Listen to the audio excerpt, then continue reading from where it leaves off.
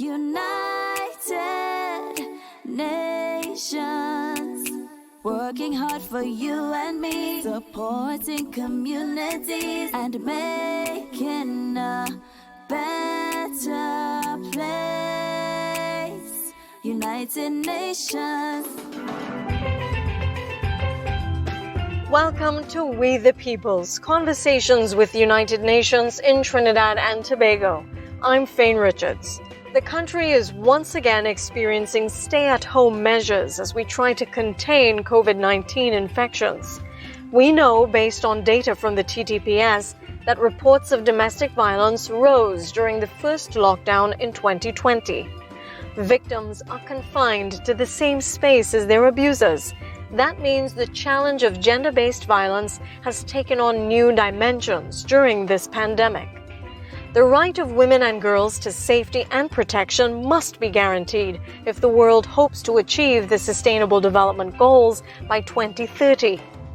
That's one reason why the European Union partnered with the United Nations to create and fund the Spotlight Initiative. This global program aims to end violence against women and girls by 2030.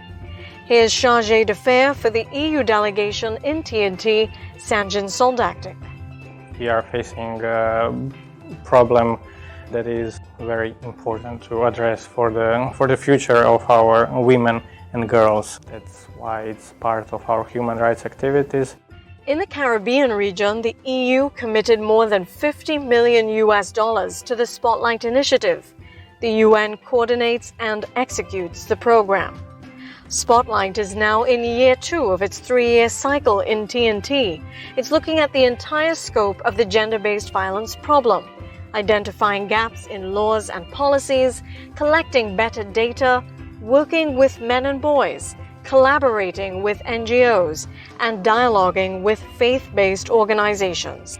The program has an advisory group from civil society and a steering committee that brings local and central government around the table with the EU and the UN. Spotlight is focusing on 3 communities: Tobago, Mayaro Rio Claro, and Tunapuna Piaco. Program coordinator Nikita Mohammed explains why. I would say one of the key principles of Spotlight is ensuring that you're leaving no one behind. And what we mean by that is reaching the most marginalized and the most vulnerable in our society. So those persons who may not necessarily have come forward to access services, who may not necessarily report, who may be in situations of complete vulnerability and at risk and not able to access help, not able to prevent the violence, not able to address the violence in their homes. One of Spotlight's main goals is to help connect different actors working to solve the same problem, so survivors don't have to relive their trauma, retelling their story across the system. The way it's set up right now is that there are separate data systems for almost every entity. So the health sector collects information, but they don't necessarily relay that information, for instance, to the domestic violence hotline or the domestic violence registry. So we're trying to link, for instance, the domestic violence registry as a centralized database with the health sector, with the Trinidad and Tobago Police Service, with those NGOs as well. So the survivor basically has experience that whoever they choose to go to first, the person tells their story once, and then everyone has the same information. By the end of the program in 2022, Spotlight will give TNT a national framework to respond to gender-based violence. It's a foundation that TNT has to build on. We are just starting the engine.